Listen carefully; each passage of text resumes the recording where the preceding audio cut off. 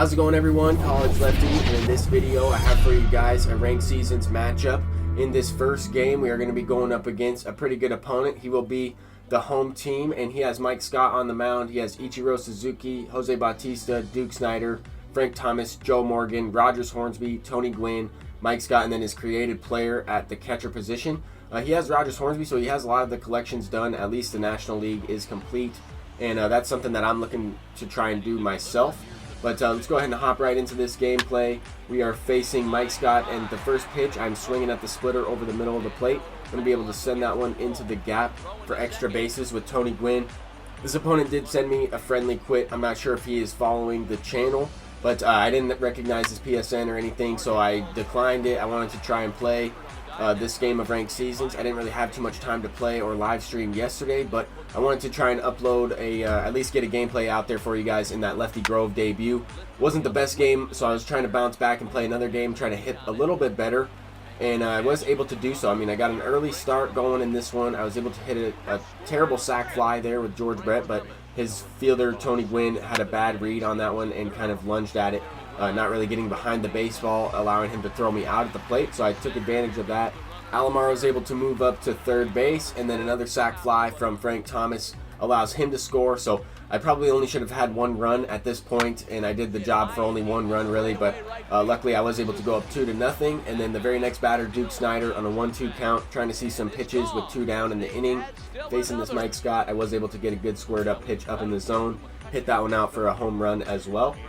Now that brings up Andrew McCutcheon, and he's also going to join the hit party and send one out for a homer, and that's going to be just over the batter's eye, or just over the green monster out there in left field, bringing up the creative player. And I'm still trying to get something going. I mean, that was a better swing. That was a good squared up swing. My face cam will be in the way, but another base hit from Pablo Sanchez. 2 down in the inning. I mean, I'm trying to get a rally going with 2 outs and try and tack on as many runs as possible. I was unable to score any more in that inning, so we are up 4-0. We have Nolan Ryan on the mound. I'm really trying to attack, get his confidence up on his fastball. I want to try and establish that. His changeup and his curveball also really good pitches to go to. The sinker is probably the worst pitch that Nolan Ryan throws, I think. The changeup has the least amount of control, but the sinker is definitely hittable, and it also doesn't really have the best control. So if you do miss location on that sinker, then it is definitely a hittable pitch. You can throw it down the middle quite often. This one, the opponent struck out a couple times. There's still a lot of game left, and he decided to go ahead and quit out of that one. So in this next one, we are going up against a top 50 player, and this guy recognized his PSN. He's a good player. I think he's ranked like 30th lifetime in this game, so definitely a good opponent. His record was about 300 and something and 150, 160 something, so definitely a good record. I mean, 300 wins and 150 losses, 160 losses is really good. He wins about 2 games to every game that he loses, and that means that he's played a lot of games on Legend most likely, so especially with this top 50 banner. But anyway, he's starting the game off with a double from Alomar. He's able to advance on a wild pitch or a pass ball from the catcher, and then he sends one deep with Willie Mays. So already down 2-0. I noticed that this opponent was on pretty much everything to start this game. I mean, he was on the changeup, hit it with Alomar, on the sinker, hit it with Willie Mays, and then I tried to throw the curveball in there. Definitely hung a little bit, but he smacks it with his creative player. That's going to be a double, so he goes up 2-0. He still has something going in this inning. Nobody out, and Frank Thomas up. Luckily, I'm able to get the first out of the game, really, right there, and almost a double play. I mean, look how close this play was. 82 speed, moves up to third base safely, and that's going to more than likely allow him to score another run. I mean, for me to be able to get out of that inning without giving this run up at third base would have been crazy. If I was able to walk him and kind of get a double play ball, that was probably the only move.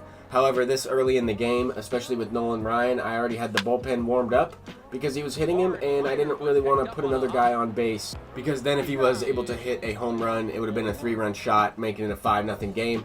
Anyway, I lined out or hit a hard ground ball to start the game off with Tony Gwynn. Then the very next batter, Alomar, is blooping one into right field. Would have been nice if Tony Gwynn got on base there. I would have probably been able to move him up to third following that hit, but anyway, I'm going to try and score this run, try and get something going with George Brett. I thought I got that one pretty well, but it is a fly out to right field. I'm going to try and tag up with 87 speed. I thought he was going to be out based on the ball kind of just like teleported there at the last second. I know on his screen he saw something different, but I just thought I was going to be out based on that play. And I did have an opportunity with 2 outs there and Frank Thomas up. I grounded out to third base, but in the following inning, Duke Snider's going to lead this next inning off with the home run. I tried to leave Nolan Ryan out at least for a couple innings because he was already pitching pretty bad. His confidence was down. I already had to take a mound visit in this one, actually in the first inning. So I was able to bounce back in the second inning. I went 3 up, 3 down on the bottom half of his lineup, or the bottom 3 of his lineup, and then I was able to lead off the next inning with the home run. So that's nice, at least getting 1 run back, chipping away at the deficit. The opponent kind of hung a changeup over the middle of the plate with Greinke there, and Cal Ripken Jr. hits it out with 2 down and the pitcher spot up next. Definitely a solid clutch hit right there. I was able to get another run, and then I got out with my pitcher, obviously. So if he would have pitched around me there, he may have been able to give up 1 less run in that inning. I'm not really sure. I was looking for something over the plate, and I ended up getting it. But I noticed that this opponent was struggling more often with the 12-6 curveball and the changeup. I was trying to get the confidence on those pitches up for Nolan Ryan on those individual pitches, and I was able to do so. If you take a look at some of the confidence as I'm throwing some of these pitches with Nolan Ryan, you can see that the 12-6 curveball is maxed out and the changeup is almost maxed out. The other 2 pitches in the fastballs, the opponent was more on the fastball looking for that pitch, so I had to pick and choose when I would carefully throw that and try and throw it outside the zone, to be honest, because this guy could definitely hit the baseball. He's a really good player, has that top 50 banner and a lot of games played, so I know that he's going to be able to hit the baseball. And I already gave up 3 runs. I'm just trying to minimize here. I was able to throw a couple shutdown innings, and now we're in the 4th, facing Duke Snider. I got him to strike out there. You don't really see a good player in this game like this strike out that often, so I was trying to mix him up with the timing and try and throw pitches in unorthodox positions. So trying to mix in even high changeups, high curveballs every now and then to try and throw off his timing. That changeup was a little bit higher up in the zone than I would have liked it to be, but nonetheless it did jam up Tony Gwynn. He swung a little bit late on that inside changeup. Then this one was definitely a hanger. I thought that one was going to be sent out for a home run facing Pudge, but he lines it out to center field. We both had a few lineouts in this one. Not too many based on the game, but this one I thought for sure had a chance to be sent out for a home run. I squared it up. It was a fastball over the middle of the plate. Unfortunate, I didn't quite get the perfect launch angle on that and didn't send it out, or even for an extra base hit off the wall or anything. But with Roberto Alomar and Tony Gwynn on second base, I had a chance to score another run and tie the game up. Unfortunate, I hit the ball hard just right to the shortstop. His creative player, Trevor Story Jr., I believe it was able to make that play there. His creative player was definitely really good in this game. He had that double earlier and scored from second on the sac fly and then manufactured that run. He also was playing some great defense at shortstop for him. So solid player all around. The opponent brought in Zach Britton, shut me down in the 6th inning with Zach Britton, and left him in for the 7th. So I was trying to take advantage. I started the inning off with a leadoff double from Andrew McCutcheon. That's going to be huge. I'm trying to tie this game up. Hopefully he leaves in Zach Britton here, as he is 11 pitches. He might tend to hang one over the middle of the plate more.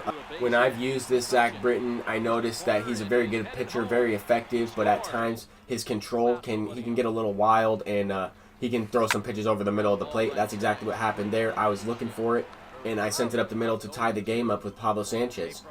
I think the main positive thing in this game so far is that I was able to extend Nolan Ryan after I was thinking about taking him out after the first couple innings. I was able to extend him to at least the 6th inning, which was big because the way this game was going, it was looking like it could go extra innings. We're in the top of the 9th inning, 3-3, and he starts off the inning with the base hit from Roberto Alomar. That was a great changeup on the outside corner, a little off the plate. He did send it up the middle. I left Trevor Hoffman in for more than 1 inning. I was trying to save a couple pitchers or save Jansen for a situation where I would need him to close the game out if possible. But now that we're in the 9th, I'm the home team. I will have a chance to walk it off if he does not take the lead here. And this was a crazy play. A strike him out, throw him out on Willie Mays trying to steal. I threw a cutter up and in. I thought he might be trying to steal there. This opponent was definitely aggressive and was getting the job done. But I was able to get out of this inning, which was crazy. Big jam right there. Nobody down, 1st and 3rd, and I was able to get out of it. Then the following inning, bottom of the 9th, still facing Billy Wagner. He brought Billy Wagner in the 8th inning and shut me down completely. back-to-back lefties from that Britton to this Billy Wagner. Definitely tough pitchers to hit. This guy was pitching really well with him. I lined out with McCutcheon to start that one off. I thought that one even could have been sent out for a home run. I just had a line drive launch angle on it, and it was hit right to Willie Mays. Following batter, Pablo Sanchez sends one down the line, and then this one, 3-1 count with Cal Ripken Jr. Fastball over the middle of the plate. I squared it up, or at least I thought I did. Might have got it more off the handle than I thought so, but I thought for sure that one was going to be a walk-off no-doubter. Anyway, pushes this one into the 10th inning. Rogers Hornsby starts it off with the base hit. We have 2 down facing Pudge, and he's going to go ahead and try to steal.